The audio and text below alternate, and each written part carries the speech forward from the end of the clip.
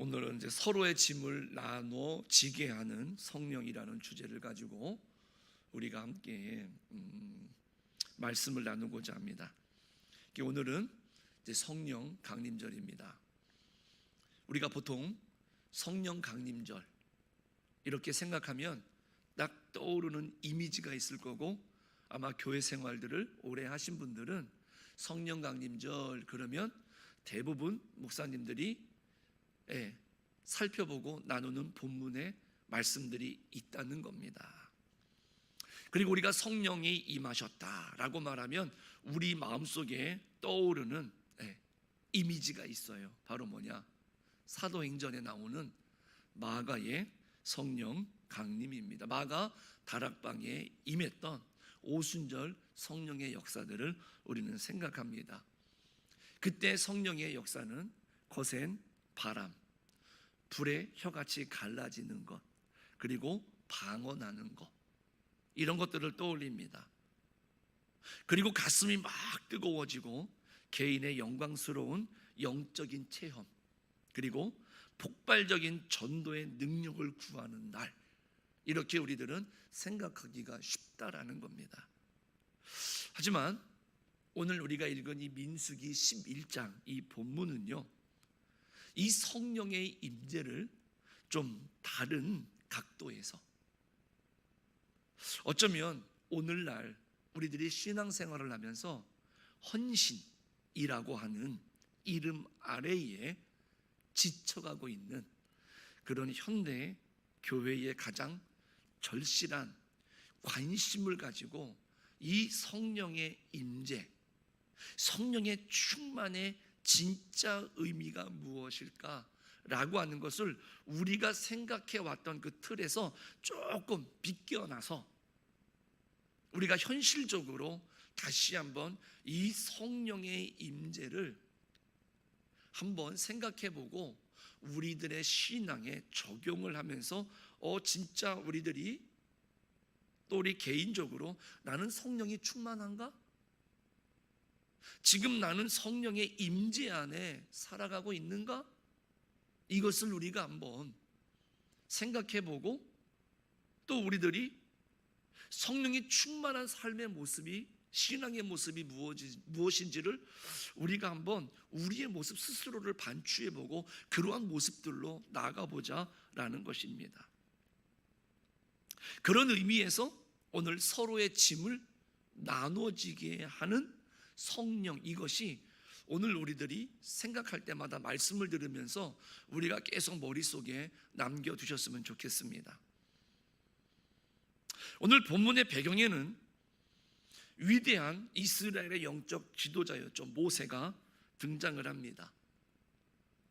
그런데 처음 이 배경은 뭐냐면, 그 위대한 지도자로 불려지고 인정받았던 모세가 깊은 좌절에 빠져 있습니다. 이스라엘 백성들은 광야 생활에 지쳐서 고기 달라, 물 달라, 뭐 달라, 뭐 달라, 조금만 불편하고 조금만 본인들의 마음에 맞지 않으면 원망하고 불평하면서 이 모세를 향해서 굉장히 심한 독설을 내뱉기도 했습니다. 모세는 한 사람인데 지금 상대하는 사람은 수백만입니다. 그 사람들이 한마디씩만 해도 이 모세가 듣는 소리는 수백만 마디가 되는 거죠. 그런데 이 수많은 사람들의 원망이 오직 누구에게로 향하느냐? 모세 한 사람을 향한다라는 겁니다. 그때 모세가 하나님 앞에 부르짖은 기도가 민수기 11장 14절에 보면 잘 기록이 되어 있습니다. 그가 이렇게 고백합니다. 책임이 심히 중하여 나 혼자는 이 모든 백성을 감당할 수 없나이다. 이게 지금 하나님의 명령을 받아서 그 사명을 감당하고 있는 이 모세가 하나님 앞에 드리는 기도입니다. 책임이 심히 중하여 나 혼자는 이 모든 백성을 감당할 수가 없습니다. 우리가 생각할 때 우리는 모세만 같으면 모세처럼 하나님의 은혜를 우리 눈으로 목도하게 되고 그 하나님의 은혜를 경험한다라고 한다면 우리 생각에는 모든 일을 다 감당할 수 있을 것 같습니다. 그런데 그런 모세가 지금 하나님 앞에 드리는 기도의 내용은 능력이 아니고 감사가 아니고 기쁨이 아니고 자기의 한계를 이야기합니다. 그리고 소명이 아니라 탄식입니다. 이 말은 뭐냐? 지금 모세는 탈진됐습니다. 번아웃된 거예요. 오늘날 교회들의 모습을 한번 잘 생각해 보십시오. 이 말씀을 생각하시면서 교회마다 헌신으로 녹초가 된 이들의 한숨 소리가 들리는 것 같지 않습니까? 열심의 배신이라는 말이 있습니다. 이게 무슨 의미냐? 하나님을 사랑해서, 교회를 사랑해서 처음에는 기쁨으로 봉사를 시작을 했는데 어느새 소수의 몇몇 사람이 모든 짐을 지게 된다는 거죠. 마치 수많은 사람들이 모세 한 사람을 놓고 그 사람에게 자기네들이 처하고 있는 그런 모든 원망과 불평을 쏟아내는 것처럼 소수의 몇몇 사람에게 모든 짐을 다 떠밀어서 그네들이 하기를 사람들은 바란다라는 겁니다. 그러다 보니까 어느 순간 기쁨으로 사랑으로 시작했던 봉사가 점점점 과도해지기 시작을 합니다. 그래서 신앙의 기쁨을 다 잃어버립니다. 왜? 거기에 짓눌리기 시작을 하는 겁니다. 그래서 교회에 오는 게 전혀 기쁘지 않습니다. 처음에는 기쁨으로 시작을 했는데 지금은 전혀 기쁘지 않습니다. 교회를 사랑해서 했는데 전혀 지금 사랑스럽지가 않습니다. 그래서 견디다 나도 좀 편안하게 신앙생활할 수 있는 다른 교회로, 다른 곳으로 떠난다는 거죠. 그게 지금 충성된 성도들의 모습, 그리고 젊은이들이 떠나가는 이유가 바로 여기 있다라는 겁니다. 그런데 이게 낯선 풍경이 아니죠. 우리는 흔히 소수의 헌신된 무리가 교회를 이끌어간다라고 생각하면서 그네들을 칭송하고 그네들에게 엄지쳐 하면서 당신들이 없으면 우리 교회는 돌아갈 수가 없어. 역시 당신들이 최고야. 사람들은 그렇게 말합니다. 그러나 성경을 가만히 들여다보십시오. 특히 오늘 본문을 통해서 교회는 몇몇 사람들의 칭송받는 그 사람들의 열정과 희생으로 지탱되는 공동체가 결코 건강하지 않은 것이다 라고 우리들에게 분명하게 뼈아픈 현실을 지적해주고 있습니다. 모세 한 사람의 초인적인 인내로 굴러갔던 그 이스라엘은 결국 모세를 죽음의 문턱까지 몰아붙였습니다. 그리고 그 마음속에 깊은 우울감과 절망과 고립이 지금 이 모세의 마음에 가득 차 있었다는 겁니다. 이러한 모세의 탄식에 하나님이 어떻게 응답을 하셨습니까? 문제를 해결할 수 있는 초인적인 능력을 더 부어주셨습니까? 그리고 더 감당하라고 하나님께서 더 특별한 능력을 부어주셨습니까? 아닙니다. 하나님의 처방은 뭐냐? 성령의 나눔이었습니다. 25절을 보면 오늘 본문 하나님께서 장막에 둘러선 70명의 장로들에게 영을 부어 주셨습니다. 이때 모세에게 임한 영을 그들에게도 임하게 하시니 이렇게 말씀합니다. 히브리어 원문을 이 대목을 보면 아찰이라고 하는 단어가 쓰입니다. 그런데 이 아찰이라는 이 단어는 뭐냐면 나누다, 따로 떼어 놓다, 덜어 놓는다 라는 의미를 가지고 있습니다. 그러니까 직역해 보면 이 25절의 말씀은 모세에게 내린 영을 일부 덜어내서 이 70장로들에게 나누어 주었다라는 의미입니다. 그러면 여러분들의 질문이 생기겠죠. 성령이 무슨 물건이에요? 따로 떼가지고 나누어 주게? 그런 뜻이 아닙니다. 여러분들 촛불을 밝혔는데 다른 초에는 불이 붙지 않았습니다. 그랬을 때 불이 붙은 초를 가지고 불이 붙지 않은 초에 불을 붙이면 어떻게 되겠습니까? 그렇게 촛불이 번져 나가는 것처럼 모세에게 부어주셨던 그 성령을, 그 성령의 불을 혼자에게만 붙여준 것이 아니라 그 함께한 70장로들에게도 붙여서 똑같은 성령의 불이 붙어서 타오르게 하셨다라는 의미가 되는 겁니다.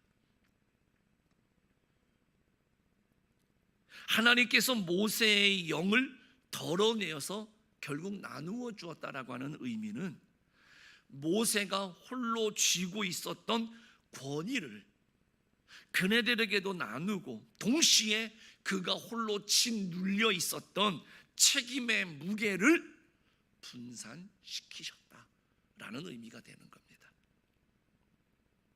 그러므로 여러분들, 이 성령 충만의 개념은 내가 다른 사람들에게는 없는 특별한 은총, 특별한 능력이 내게 충만해져서 다른 사람하고는 내가 구별되는 특별해지는 것을 의미하는 게 아닙니다. 고린도 교회는 그 성령의 은사, 성령의 일하심을 착각했던 겁니다. 그래서 내게 임한 은사가 너하고는 달라. 내 은사가 더 특별해. 내 은사가 보다 더 활용도가 높고 더 큰 은사고 앞선 은사야 라고 말하면서 그네들은 네가 높으냐 내가 높으냐, 내가 앞서냐 네가 앞서냐 이러면서 계속해서 싸우지만 그 성령 충만의 의미를 이 사람들은 전혀 이해를 하지 못했던 거죠. 이해를 했더라도 잘못 이해하고 잘못 적용을 하고 있었다라는 겁니다.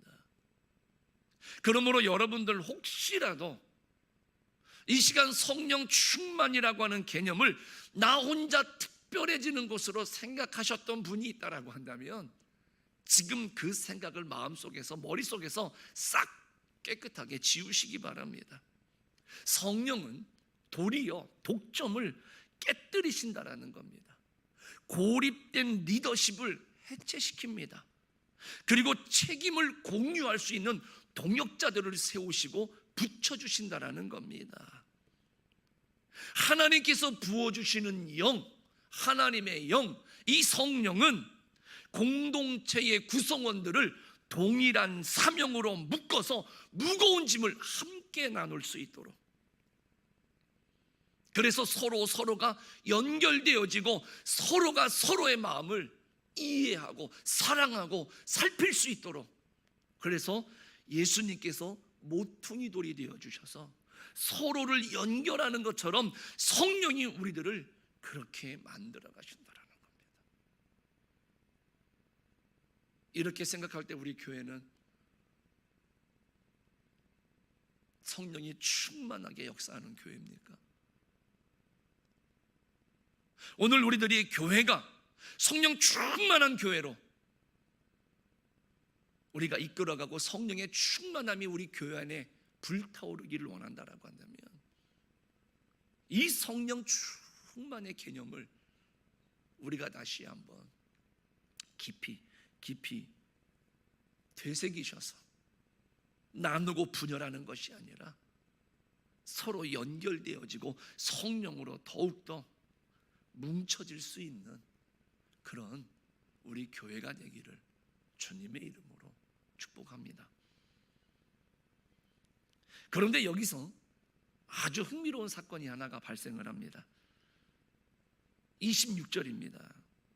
모세의 소환 명령을 따르지 않았습니다. 다 모이라고 했는데 어찌 보면 불순종한 겁니다. 그 주인공이 누구냐? 엘닷과 메닷이라고 하는 장로입니다. 그런데 모세의 말에 순종을 해가지고 그 모여든 장로들에게도 성령이 충만하게 임했지만 그 말에 순종하지 않고 여전히 자기가 머무르고 있는 진영에 있었던 이 두 사람에게도, 이 70 장로들에게 임했던 성령이 그네들에게도 임했다라는 사실입니다. 장막이라고 하는 거룩한 장소, 그러니까 모세가 지정한 공식적인 자리에 이 두 사람은 없었던 겁니다. 어찌 보면 모세의 지시를 어긴 불순종한 자들처럼 보일 수가 있었습니다. 그러나 하나님은 그네들에게도 모세에게 주셨던 동일한 영을 부어 주셨습니다. 진중에서도 그네들이 성령의 감동을 받아서 예언을 하기 시작을 한 거죠. 이게 무엇을 의미하는 걸까요?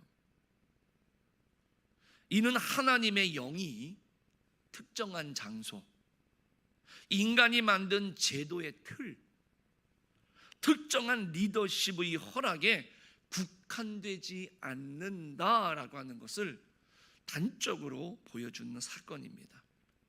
성령은 교회라는 건물 혹은 목회자라는 직분 안에 갇혀 계신 분이 아니라는 겁니다. 성령은 자유롭게 바람처럼 불어서 우리가 미처 기대하지 못한 곳에 있는 사람들을 통해서도요, 하나님의 일을 이루시고 짐을 나누어지게 하신다라는 겁니다. 공동체의 짐을 나누어지는 일에는 그 어떤 경계, 그 어떤 예외도 없다는 말입니다. 하나님의 이런 강력한 의지가 담겨 있는 사건입니다. 그런데 분명히 이런 사람들이 나타날 겁니다. 이럴 때 오늘 여호수아가 곁에 있습니다. 28절에 보니까 내 주 모세여 그들을 말리소서, 이렇게 이야기를 합니다.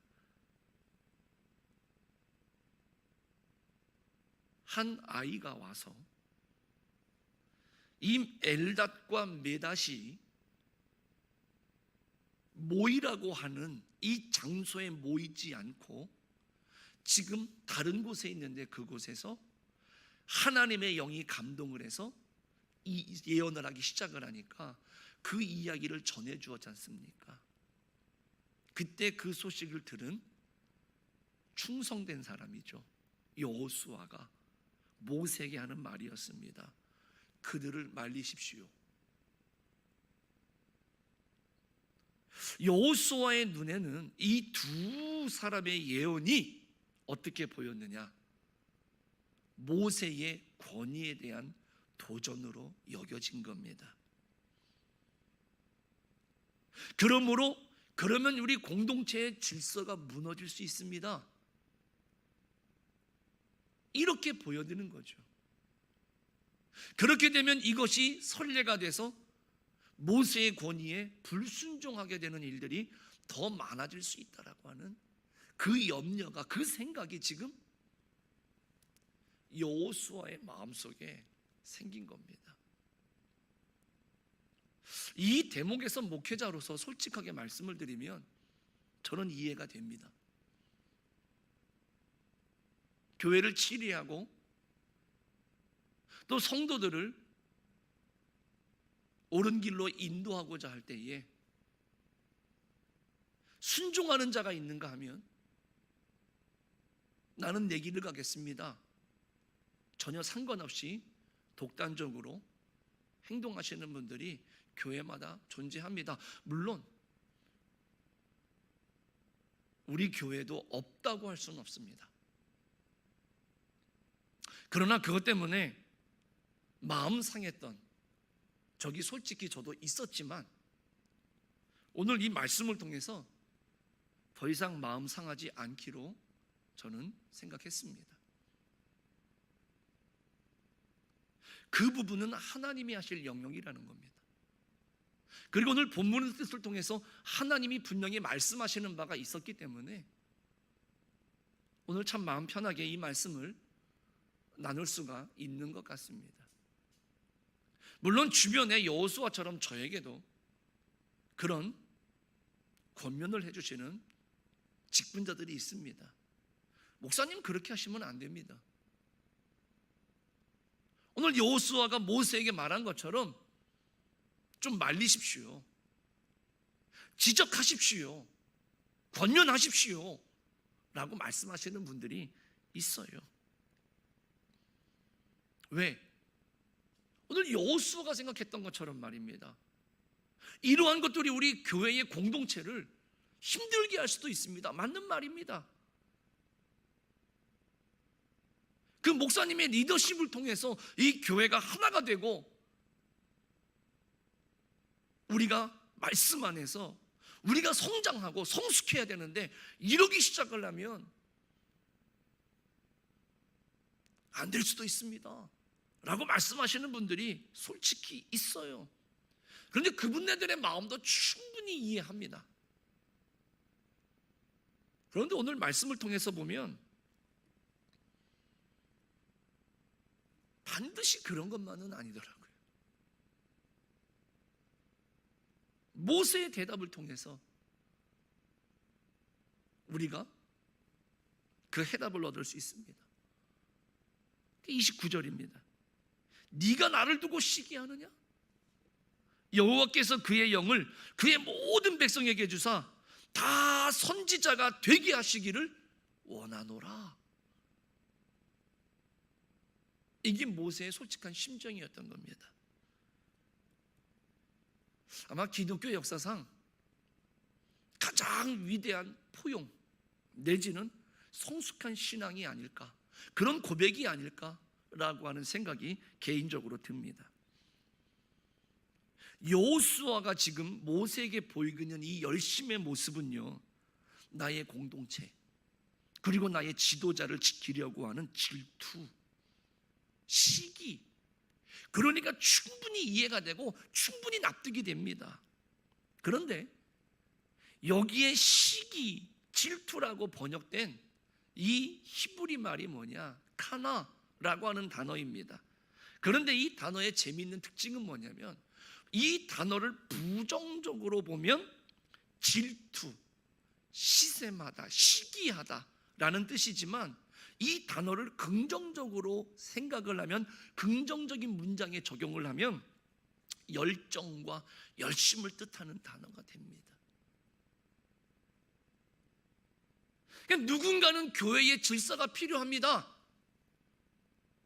능력 있고 은사 있는 소수가 지도권을 딱 잡고 막 끌고 나가는 게 훨씬 더 효율적이고 훨씬 더 그게 맞습니다 라고 생각하는 사람들도 있습니다. 그러나 오늘 모세는요, 그런 권력의 독점, 이것을 거부하는 겁니다. 한 사람의 하나님의 뜻을 다 안다, 이거를 인정할 수가 없다는 거죠. 교회는요, 하나님의 나라는요, 헌신된 몇몇의 소수가 모든 짐을 도맡아서 일하다가 쓰러지는 곳이 아닙니다. 모두가 각자의 자리에서 성령을 경험하고요, 그 뜻을 분별하고요, 사명과 책임을 나눠지는 곳이 교회고, 그런 교회와 공동체가 건강한 교회, 건강한 공동체, 성령 충만한 교회, 성령 충만한 공동체라는 겁니다. 모세는 바로 이 수평적이고 생명력 넘치는 이 성령 공동체의 비전을 그는 내다보고 있었던 겁니다. 우리 사랑하는 성도님들, 혹 지금 여러분들의 마음속에 어떤 짐을 내가 홀로 지고 있는가, 이런 생각이 드십니까?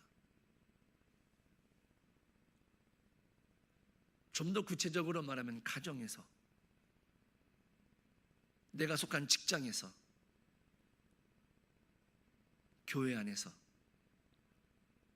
나 혼자만 무거운 짐을 지고 있다라고 생각하시고 탄식하고 계신 분이 있으십니까?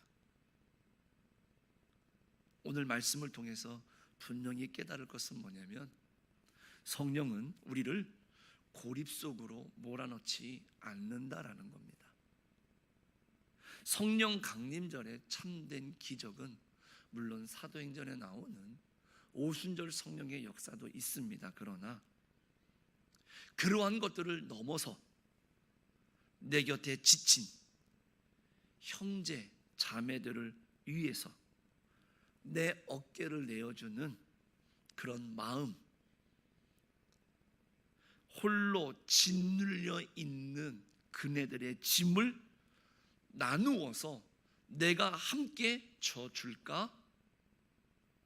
나랑 같이 하십시다 라고 하는 동역자들이 탄생하는 이 사건이 진짜 성령 강림절의 참된 기적이고, 그것이 참된 성령의 충만함이라고 하는 것이죠.